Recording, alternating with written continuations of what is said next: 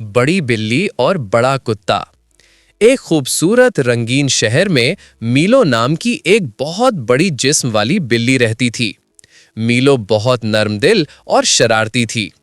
दूसरी तरफ रोकी नाम का एक बड़ा, ताकतवर मगर भोला भाला कुत्ता भी उसी गली में रहता था।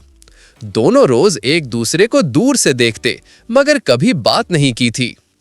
एक दिन गली में जोरदार आंधी और बारिश शुरू हो गई।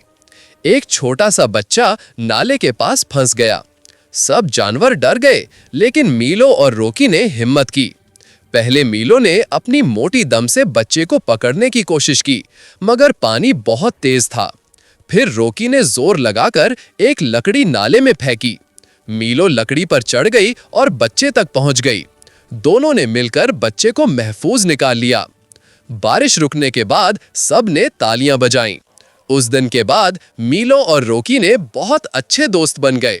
वो रोज खेलते, एक दूसरे की मदद करते और गली के हीरो कहलाए। ऐ मेरे दोस्त, चैनल जरूर सब्सक्राइब करो। इस किस्म वीडियो के लिए शुक्रिया।